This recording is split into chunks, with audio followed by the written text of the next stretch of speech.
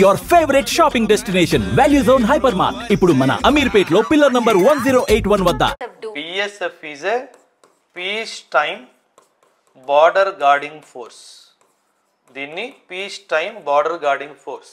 Border దగ్గర ఎటువంటి infiltration జరగకుండా చూసుకోవడము, డ్రగ్ ట్రాఫికింగ్ కానీ, ఆర్మ్స్ ట్రాఫికింగ్ కానీ, వాళ్ళు మన దగ్గర వచ్చి మన ఇంటెలిజెన్స్ తీసుకోకుండా ఇలాంటివి బార్డర్ గార్డింగ్ ఫోర్స్ చేస్తున్నాడు. సో ఇది పీస్ టైం వర్కే. ఒకవేళ ఇండియా ఎప్పుడైతే పాకిస్తాన్ మీద యుద్ధం ప్రకటిస్తుందో ఈ బిఎస్ఎఫ్ బిఓపీస్ లో మొత్తం ఉందని చెప్పాం కదా, బిఎస్ఎఫ్ వెనక్కి వచ్చేస్తుంది, ఇండియన్ ఆర్మీ ముందుకెళ్తుంది. సో ప్రస్తుతం కూడా ఈ బార్డర్ అంతా ఇండియన్ ఆర్మీ లేదు, ఇంకా మనం డిప్లాయ్మెంట్ ఆర్డర్ కూడా ఇవ్వలేదు. So because we have not decided to go on war with Pakistan as of now, the day war is declared, he will come back, BSF venakku vachestadi, mana Indian army munduku velipotadi. So this is how it is an indication that a country is going for war. Ee orders mana ippudu vachivali. So it means war inka idi yuddham kaadu, idi దీన్ని పాకిస్తాన్ ఒక విధంగా escalate చేయడానికి try చేస్తుంది, కాకపోతే మనం దీన్ని పెద్దగా పట్టించుకోవట్లేదన్న నడుస్తుంది. దీన్ని పాస్చరింగ్ అంటారు, అండ్ ఇంకో విషయం, యుద్ధం అయినప్పుడు generally it is not that air force and navy will not be used, కాకపోతే ఎక్కువ గ్రౌండ్ లెవెల్ యుద్ధాలు ఎక్కువ జరుగుతాయి, గ్రౌండ్ లెవెల్లో యుద్ధాలు ఎక్కువగా జరుగుతాయి. సో అప్పుడు ఇండియన్ ఆర్మీ ఎదుర్కొంటది. ఇప్పుడు నేను బిఎస్ఎఫ్ పీస్ టైంలో బార్డర్ గార్డింగ్ చేస్తుందని అంటున్నానా, అదే విధంగా పాకిస్తాన్ తరఫు నుంచి రేంజర్స్ అని ఉంటారు, వాళ్ళు ఖాకీ బట్టల్లో ఉంటారు, రేంజర్స్ అని ఉంటారు, పఠానీ వేసుకొని ఖాకీ డ్రెస్ లో ఉంటారు, వాళ్ళని రేంజర్స్ అంటారు. వాళ్ళందరూ రేంజర్స్. సో ఈ రేంజర్స్ మన బిఎస్ఎఫ్ ఎలాంటిదో మనకి, పాకిస్తాన్ కి అలాంటి వాళ్ళు. మనం వెళ్ళి ఎప్పుడైతే ఇండియన్ ఆర్మీ ఆక్యుపై చేస్తుందో అప్పుడు వాళ్ళ పాకిస్తాన్ ఆర్మీ వచ్చి కూడా ఆక్యుపై చేస్తుంది, రేంజర్స్ వెనక్కి వెళ్ళిపోతారు. So this is called deployment అని మనం పదం వింటాం కదా. ఈ డిప్లాయ్మెంట్ ఏంటి అంటే బిఎస్ఎఫ్ వెనక్కి రావడం, ఇండియన్ ఆర్మీ ముందుకెళ్ళడం. ఇది ఎన్ని వేల కిలోమీటర్స్ ఉంటుంది సార్ ఈ బార్డర్? మనము పాకిస్తాన్ తో మన border 323 kilometres madam. 3323, maybe 1 kilometre నేను అటు ఇటుగా రాసి ఉండొచ్చు, బట్ 3323 కిలోమీటర్స్, 3323 కిలోమీటర్లు. ఈ ఎల్ఓసి వచ్చేసి దాదాపు 700 కిలోమీటర్స్. చాలా long madam. 700 is also very long. దీన్ని కంపారిజన్ చేసినప్పుడు 700 హైలీ యాక్టివ్, చాలా యాక్టివ్ గా ఉంటది. క్రాస్ ఇప్పుడు 22వ తారీఖున మన పహల్గామ్ లో అటాక్ జరిగింది కదా, 22nd ఏప్రిల్. ఆ 22nd ఏప్రిల్ నుంచి ప్రతి రోజు రాత్రి పాకిస్తాన్ ఎల్ఓసికి అవతల మరోవైపు షెల్లింగ్ చేస్తూనే ఉంది, అది కంటిన్యూ అవుతూనే ఉంది, సివిలియన్ ఏరియాస్ మీద వేయడం. ఇప్పుడు మనం రిటాలియేట్ 7వ తారీఖు చేసిన తర్వాత వాళ్ళు డ్రోన్స్ తో అటాక్ చేస్తున్నారు, కానీ 22 తర్వాత వాళ్ళు కంటిన్యూస్ గా షెల్లింగ్ చేస్తూనే ఉన్నారు మన మీద. సో దీన్ని సీజ్ ఫైర్ వైలేషన్స్ అని అంటాం. అంటే పాకిస్తాన్ భారత్ కొన్ని సంవత్సరాల ముందే సీజ్ ఫైర్ అగ్రిమెంట్ ఒప్పందానికి వచ్చారు. సీజ్ ఫైర్ అంటే ఏంటి? ఈ ఎల్ఓసి యాక్టివ్ గా ఉంటదని చెప్పాను కదా, యాక్టివ్ గా అంటే ఒకరు కాల్చుకోవడం జరుగుతూనే ఉంటాయి, ఇట్లా మనం కొట్టుకోవద్దు, కాల్చుకోవద్దు అని చెప్పి ఒక సీజ్ ఫైర్ అగ్రిమెంట్ సైన్ చేసుకున్నాం. ఆ సీజ్ ఫైర్ అగ్రిమెంట్ ఉల్లంఘన చేస్తూ ఈ 22వ తారీఖు నుంచి రోజు మన సివిలియన్ ఏరియాస్ మీద బాంబు చేయడం స్టార్ట్ చేసాం. మనం 7వ తారీఖు దాడి చేసే ముందే, అంటే మనము ఏదో ఒకటి చేస్తాము అని ఊహించి ముందే మనల్ని భయపెట్టాలి అనే ఉద్దేశంతో ఈ దాడి స్టార్ట్ చేసాం. త్రివిధ దళాల మీటింగ్స్ ఎందుకు జరుగుతున్నాయి సార్? అంటే బిఎస్ఎఫ్ ఇక్కడే ఉంది కదా, అయినా సరే మరి ఈ త్రివిధ దళాలతో మీటింగ్స్ ఎందుకు? చాలా ఇంపార్టెంట్ మేడం. ఇప్పుడు నేనేం చెప్పాను, ఆర్మీ వెనక్కుంది, బిఎస్ఎఫ్ ముందుకుందని చెప్పాను కదా. ఇప్పుడు మనకు హైదరాబాద్ లో కూడా ఆర్మీ ఉంది, మనకు సికింద్రాబాద్ లో కూడా ఆర్మీ ఉంది, బెంగళూరులో కూడా ఆర్మీ ఉంది, కలకత్తాలో కూడా ఆర్మీ ఉంది, ఢిల్లీలో కూడా ఆర్మీ ఉంది. ఇలా ఆర్మీ ఇండియా మొత్తంలో స్ప్రెడ్ అయి ఉంటుంది. పీస్ టైంలో ఆర్మీకి బార్డర్తో పని లేదు, ఇది చాలా మందికి తెలియదు విషయం. ఆర్మీకి పీస్ టైంలో బార్డర్తో ఏ పని లేదు, ఎందుకంటే బిఎస్ఎఫ్ చూసుకుంటది కాబట్టి. అదే బంగ్లాదేశ్ కూడా బిఎస్ఎఫ్ చూసుకుంటది కాబట్టి. అదే నేపాల్ భూటాన్ అయితే ఎస్ఎస్జి అని మనకు ఒక సంస్థ ఉంది, సశస్త్ర సీమా బల్, ఎస్ఎస్బి సారీ సశస్త్ర సీమా బల్ అని చెప్పేసి ఒక సంస్థ ఉంది, వాళ్ళు చూసుకుంటారు. ఆర్మీ పని ఏంటంటే పీస్ టైంలో ఉన్నప్పుడు వార్కి ప్రిపేర్ అవ్వదు. ఆర్మీ రెండు పనులు మేడం, ఏదా యుద్ధం పోరాడడం లేదా యుద్ధానికి ప్రిపేర్ అవ్వడం, ఈ రెండే పనులు. So if it is in the peace station it is preparing for war. ఇప్పుడు ఎల్సి రోల్లో వచ్చింది అంటే దే ఆర్ ఫైటింగ్ వార్, అదనమాట. సో వీళ్ళు ఇప్పుడు ఖచ్చితంగా ఆర్మీ ఇంకా మంది వెనక్కి ఉంది, ఓన్లీ ఎల్సీలో ఉన్న యూనిట్స్ మాత్రం డిప్లాయిడ్గా ఉన్నాయి. సో ఇప్పుడు ప్రస్తుతానికి కూడా మనం వార్, మీరు త్రివిధ దళాలు అని అడిగారు, నేవీ, ఎయిర్ ఫోర్స్, ఆర్మీ, ఈ 3 త్రివిధ దళాలు. Indian navy already Karachi port దగ్గర అరేబియన్ సీ దగ్గర తన మేజర్ నేవల్ ఫ్లీట్ ని ఆల్రెడీ డిప్లాయ్ చేసింది. మీరు విన్నుంటారు, ఒక 2 days ముందు మనం కరాచీ పోర్ట్ ని కూడా ధ్వంసం చేసాం, కొంచెం ఇటు ఉంటుంది, కరాచీ పోర్ట్ ని కూడా మనం ధ్వంసం చేసాం. సో ఇట్లా నేవీ, ఎయిర్ ఫోర్స్ మొత్తం డ్రోన్ సాయంతో, మన ఎయిర్ ఫోర్స్ సహాయంతో మనం 7వ తారీఖున ఏదైతే మనం చేసామో వాళ్ళ మీద ఆపరేషన్ సింధూర్, అది majorly air force, Indian navy and army కలిసి చేశారు. కాకపోతే మేజర్లీ ఎయిర్ ఫోర్స్ చేసింది.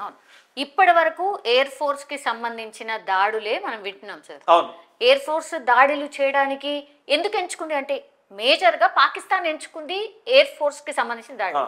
వై ఎందుకు అంటే మ్యామ్ వీళ్ళు ఏం చేశారంటే ఫస్ట్ ఆఫ్ ఆల్ వీళ్ళు వాడుతున్నది డ్రోన్స్. పాకిస్తాన్ మన మీద వాడుతున్నది డ్రోన్స్. ఈ డ్రోన్స్ పెద్ద కాస్ట్లీ డ్రోన్స్ కాదు మ్యామ్, ఇది మనం కోటిలో దొరికే 100 రూపాయలు 200 రూపాయల డ్రోన్స్ ఇవి బేసికలీ, ఫ్రాంక్ గా చెప్పాలి. ఎందుకంటే వీళ్ళు టర్కీ నుంచి కొనుక్కున్నారు, అంటే వీళ్ళేం డబ్బులు పెట్టి కొనుక్కోలేదు, చైనా వాడు టర్కీకి డబ్బులు ఇచ్చాడు, టర్కీ వాడు వీడికి డ్రోన్స్ ఇచ్చాడు. సో ఇది పెద్ద టెక్నాలజికల్ డ్రోన్ ఏం కాదు, ఇట్ ఈస్ అ నార్మల్. మనం ఇప్పుడు ఇవాళ రేపు పెళ్లిలో చూస్తాం కదా, ఆ డ్రోన్ ఎగిరేసి దాని కింద కెమెరా పెట్టి షూట్ చేస్తారు కదా, ఆల్మోస్ట్ అయ్యే డ్రోన్స్ అనుకోండి. సో వీళ్ళు ఏం చేస్తున్నారంటే ఆ డ్రోన్లు కొనుక్కొని దాని మీద కెమెరాలు పెట్టడము, దాని మీద బాంబులు పెట్టడము, ఆ డ్రోన్ వెళ్ళి భూమి మీద తగ్గుతుంది అనమాట. సో అక్కడ బాంబు వెళ్ళిపోతుంది. So this is what they are using a cheap technology. ఎందుకంటే ఆర్థికంగా బలం లేదు, మిజైల్లు కొట్టే అంత సినిమా లేదు అక్కడ. ఎందుకు లేదు అంటే డబ్బులు లేవు కాబట్టి. వాళ్ళు వచ్చిన మిజైల్స్ వచ్చి పడినాయి, మనం ఇప్పుడు వీడియోలు చూస్తున్నాం కదా, ఒక్కటి ప్యాలెట్ లేదు. వీళ్ళంతా చైనా సరుకు కొనుక్కున్నారు. మనము టీవీ కొనుక్కోవడానికి, మొబైల్ కొనుక్కోవడానికి వెళ్ళినప్పుడు నాకు చైనా మాల్ చూపేకరా అని చెప్తాం. అంటే కామన్ సిటిజన్ చైనా ఫోన్ కూడా కొండు, ఈ దేశం చైనా సరుకు కొనుక్కొని మనం ఇది దాడికి వచ్చేద్దాం అనుకుంది. సో వీళ్ళకి అసలు బుద్ధి లేదు, ఆ కంట్రీకే బుద్ధి లేదు బేసికలీ. సో వీళ్ళు ఏంటంటే ఈ డ్రోన్స్ని కొన్ని వేలల్లో కొన్నారు.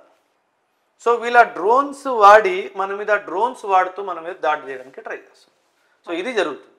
కానీ ఎందుకని అంటే మనం దానికి తిప్పు కొడుతున్నాం, చాలా వరకు గాల్లోనే పేలుతున్నాయి, ఇట్లాంటివన్నీ వింటున్నాం కదా. ఎందుకు అంటే ఏదో భయపెట్టించే ప్రయత్నమేనా, అంతేనా? అంటే మీరు మా జోలికి వస్తే మా దగ్గరికి ఇన్ని ఉన్నాయి అని చెప్పుకోవడానికి.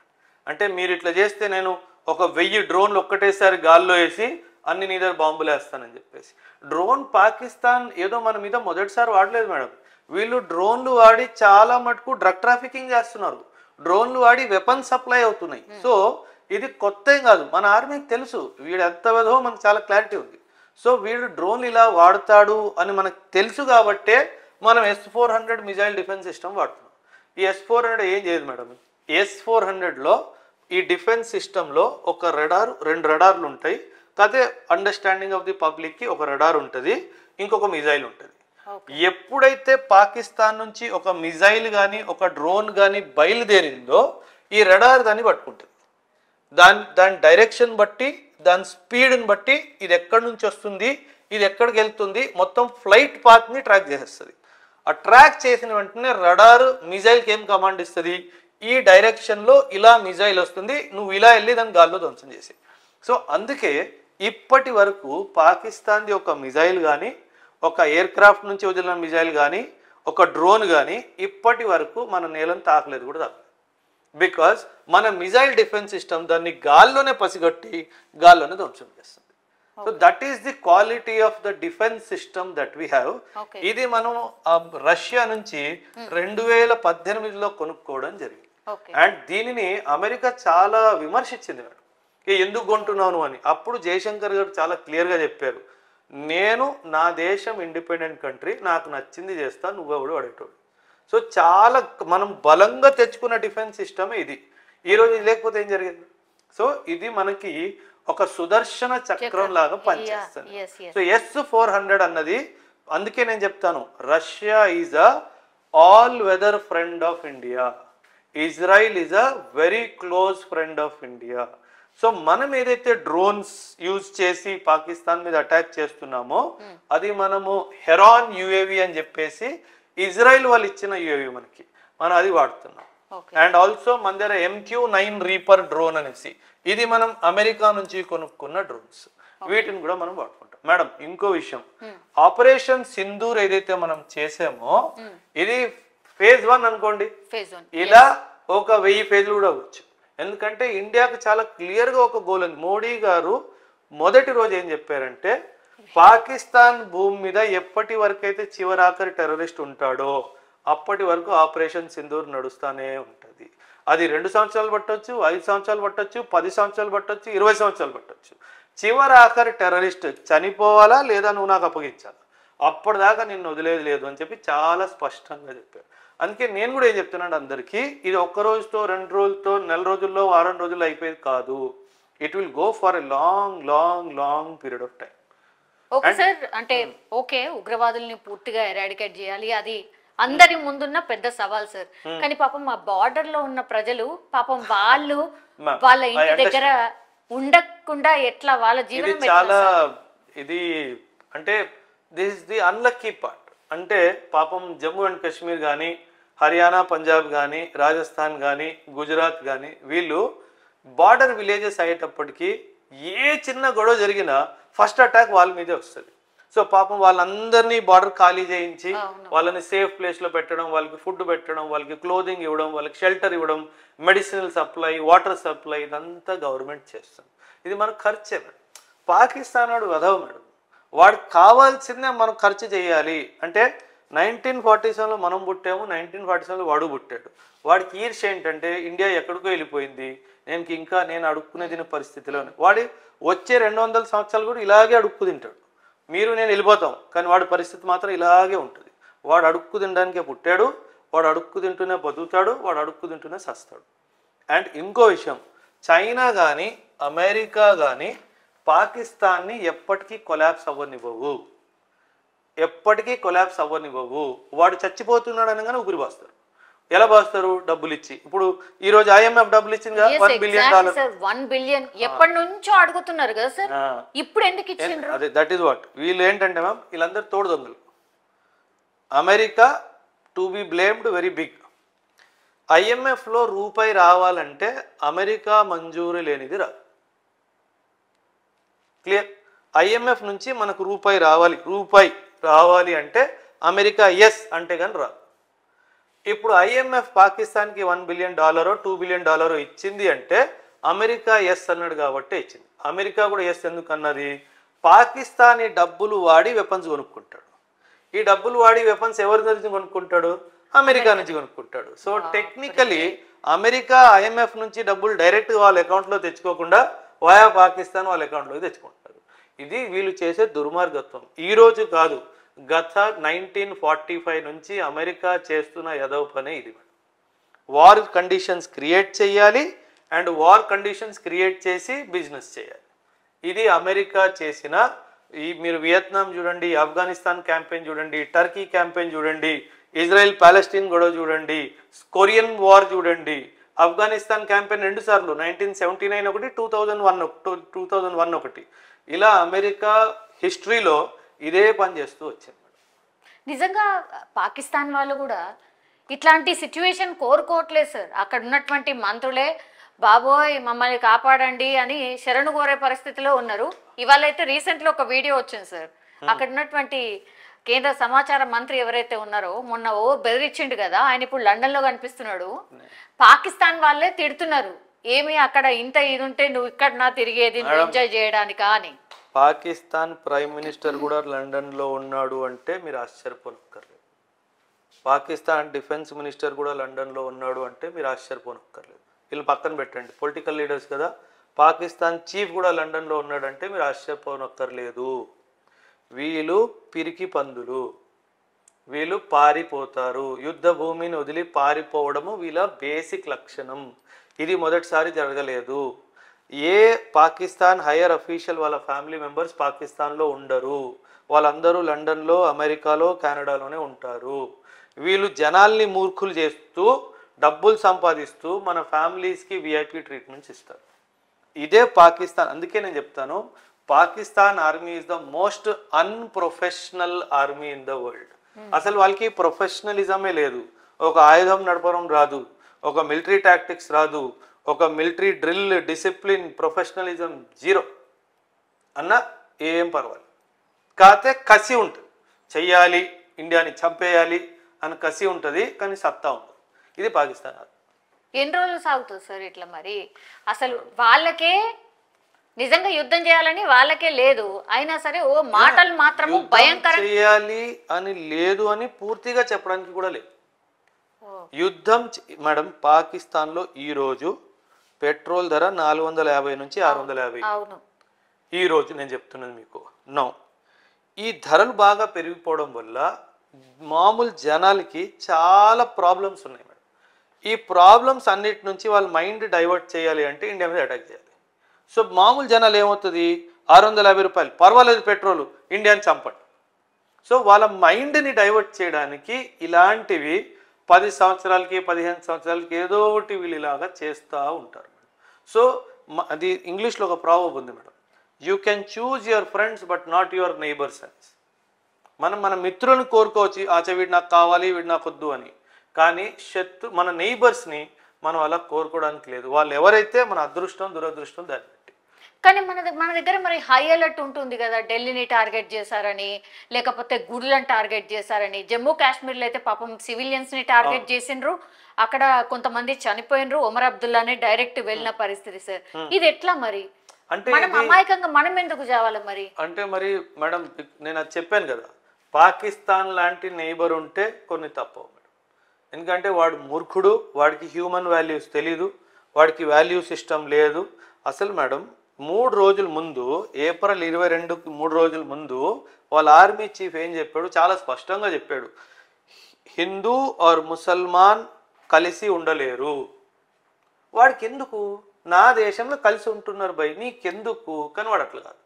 ఉండలేరు అంటే ఏంటి స్టేట్మెంట్, నేను ఏదో చేయబోతున్నాను అని సంకేతం. మనం అప్పుడే పసిగట్టేసాము. వాడు ఏ రోజైతే ఆ బ్రీఫింగ్ చేశాడో మనకు ఆ రోజు అర్థమైపోయింది, ఈ ఏదో పని ఏదో ఒకటి చేస్తాడు. కాకపోతే పహల్గామ్ దాడి మనం ఆపలేకపోయాం, అక్కడ వాడు సక్సెస్ అయిపోయాడు. అది ఆపగలిగితే మాత్రము అల్టిమేట్ సక్సెస్ అయ్యేది. సో అక్కడ మనం ఎందుకంటే పహల్గామ్లో ఎవరైతే ఉగ్రవాదులు వచ్చారో ఆయన అనౌన్స్మెంట్ చేసిన తర్వాత రాలేదు, వాళ్ళు ముందే వచ్చి కూర్చున్నారు కాబట్టి మనం పసిగట్టుకోలేకపోయాం. లేదంటే దొరికేది నంబర్. ఇప్పటికి కూడా వాళ్ళు దొరకలేదు మేడం. ఎట్లా ఆర్మీ ఒక ఆపరేషన్ చేస్తున్నాం, దాన్ని కాసో అంటారు. కాసో అంటే కార్డన్ అండ్ సర్చ్ ఆపరేషన్. ఒక ఏరియాని చుట్టుముట్టి అలా లోకల్ గా వెళ్ళి మొత్తం ప్రతి ఊర్లో, ప్రతి విలేజ్ లో, ప్రతి ఇంట్లో మొత్తం సర్చ్ చేస్తారు. ఆ ప్రాసెస్ జరుగుతుంది. నా అనుమానం త్వరలో వాళ్ళని కూడా పట్టుకుంటాం, ఖచ్చితంగా పట్టుకోవడం జరుగుతుంది. మనకి న్యాయం జరగాల్సిందే. 6 కాదు, పాకిస్తాన్లో ఉన్న 30,000 మంది టెర్రరిస్ట్ని చంపాలి, హాఫీజ్ సయీద్ని చంపాలి, మసూద్ అజర్ని చంపాలి. దానికి ఎంత ఖర్చైనా పర్వాలేదు, ఎన్ని రోజులు ఆర్మీ బార్డర్లో ఉండాల్సి వచ్చినా పర్వాలేదు, మనం ఎంత ఎయిర్ ఫోర్స్ వాడాల్సి వచ్చినా పర్వాలేదు, ఇంటర్నేషనల్ మీద ఎంత ప్రెషర్ వచ్చినా పర్వాలేదు, ఇది ఖచ్చితంగా చేసి తీరుతామని చెప్పేసి మన భారత ప్రధాని గారు చెప్పింది మన అందరికీ చాలా స్పష్టంగా అర్థమైపోయింది. నేను అందుకే ఇండియాకి ఒక And for more videos, please subscribe to iDream. Please subscribe to iDream. Please subscribe iDream. And please subscribe to iDream. For more videos, subscribe to iDream. please like, share and subscribe to the channel. Congratulations, iDream. Subscribe to iDream. Subscribe to iDream. So subscribe to iDream Media. iDream ki iDream team andarki huge congratulations. Please subscribe iDream Media. Please subscribe to iDream. Subscribe iDream. Please subscribe to iDream. I dream అంటే నా కళల channel subscribe చేసుకున్న నోరు తిరుగుతలేదు. మీరైతే గంట గుర్తు కొట్టండి. For more such videos, please subscribe to iDream. Subscribe to iDream. Please subscribe to iDream. Please subscribe iDream Media. Please do subscribe to iDream. Please subscribe to iDream Media. For best entertainment and information, please subscribe iDream. And don't forget to subscribe to iDream.